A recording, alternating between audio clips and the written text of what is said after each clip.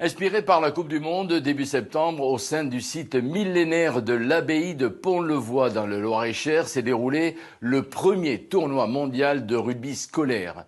600 jeunes venus de 24 écoles. Au programme, des matchs à 7, mais aussi de nombreux échanges sur le thème « Mon pays, ma culture ». Regardez, nos confrères de France 3 Centre Val-de-Loire ont suivi cette grande première planétaire à Pont-le-Voix. C'est une entrée en matière qui n'a rien à envier aux professionnels. Fanfares, drapeaux, supporters et cris de guerre, ils ont entre 13 et 14 ans et tous veulent remporter la première Coupe du Monde des collégiens. Prenez l'exemple des Néo-Zélandaises. Dès l'âge de 5 ans, ces jeunes filles jouent au rugby. Après un voyage de 30 heures, elles enchaînent les entraînements pour espérer la victoire finale. Il y a de la pression face aux autres équipes. Elles veulent vraiment se démener et jouer au meilleur niveau. C'est la première fois qu'elles ont l'opportunité d'affronter d'aussi bonnes joueuses. Je crois qu'elles ont vraiment hâte de s'exprimer sur le terrain. Cette première édition réunit une vingtaine de pays. Plus de 500 jeunes sont présents à Pont-le-Voix.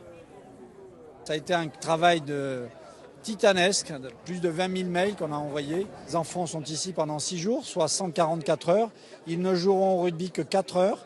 Donc il y a 140 heures, bien sûr ils vont dormir, on espère, mais il y a 140 heures où on va faire des choses merveilleuses ensemble, visiter Chambord qui nous accueille, visiter Cheverny qui nous accueille, créer une œuvre collective. Pour la grande majorité, le tournoi est aussi le premier grand voyage en dehors de leur terre.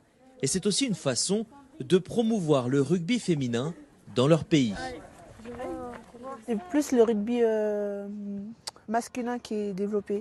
Mais sinon, en Nouvelle-Calédonie, le rugby féminin n'est pas encore très bien développé. C'est parce que des fois, les filles ont peur. La prochaine édition est d'ores et déjà prévue. En 2027, direction l'Australie. Horaire matinal pour une rentrée exceptionnelle. Ils ont entre 13 et 14 ans et n'ont pas encore la tête à l'école. Collégiens français et indiens vont découvrir le château de Chambord. Je pense qu'il y en a qui seraient contents d'être à notre place, de pouvoir être dans un endroit différent, de pouvoir visiter des châteaux.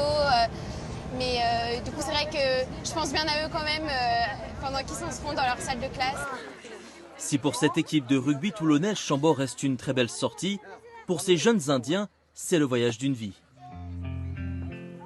Orphelins, ces enfants des rues de Calcutta ont été recueillis par une ONG indienne qui leur donne un toit, une instruction et la découverte du rugby. Le sport, un moyen de se reconstruire quand son environnement est difficile. Dans mon village, nous sommes entourés de plantations de thé. La vie est très dure, tout le monde travaille dans les champs. Ils sont payés 2 € par jour. Ce voyage en France est le premier et peut-être le dernier voyage à l'étranger de leur vie. C'est une chance extraordinaire pour eux. C'est une exposition à plein de choses qui va les faire mûrir, qui va les faire ouvrir leur esprit. Ouvrir leur esprit et leurs ambitions. Après une matinée à visiter l'un des chefs-d'œuvre de la Renaissance, Chambord donne des ailes. Ce château est magnifique. Je souhaite devenir ingénieur, alors je regarde partout, je m'inspire. C'est très impressionnant.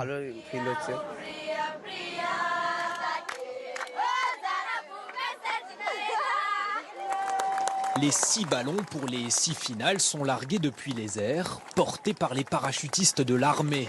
Voilà pour le spectacle, mais quelques mètres plus loin en retrait, échauffement et derniers encouragements. Ok, ça ne nous concerne pas. On est concentré sur quoi? Le match. Le match. Que ce match-là. Que ce match-là. C'est le dernier. Après, c'est fini. Après, on rentre tous à la maison. Oui. Pas de pression. Tranquille. On souffle. On est concentré. L'une des équipes françaises, constituée uniquement d'adolescentes du centre Val-de-Loire, peaufine son jeu, améliore sa technique. Les filles se motivent. Même si c'est dur, on continue. Tout le temps, tout le temps, tout le temps. On se replace vite. On donne tout ce qu'on a. Allez. Concentré, maintenant c'est à bloc. Tout est à bloc. Tout est dur maintenant. Mesdames, messieurs, je vous demande de vous lever pour applaudir nos deux belles équipes françaises. Ces collégiennes sélectionnées par la Fédération régionale de rugby affrontent en finale les joueuses d'Aulnay-sous-Bois.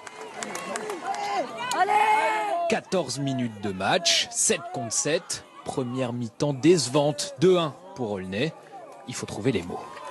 Je vous ai dit quoi tout à l'heure? C'est combien de temps? Il reste combien de temps? 7 minutes. 7 minutes et dans 10 ans on en parle encore. Lui, le coach, prof de sport de métier, rugbyman de passion, les mots, il les a. C'est plus ou moins naturel, c'est de l'expérience, c'est des temps passés sur les terrains, c'est la connaissance du rugby, et voilà. Des mots qui résonnent, qui transcendent. 2 essais en 5 minutes, 3-2, et un dernier quelques instants avant le coup de sifflet final. Puis viennent le soulagement et la fierté. On s'est fait peur quand même, hein. Franchement. Mais bon, on a gagné, c'est ça le principal, non? La sélection féminine 100% Centre-Val de Loire peut enfin soulever le trophée.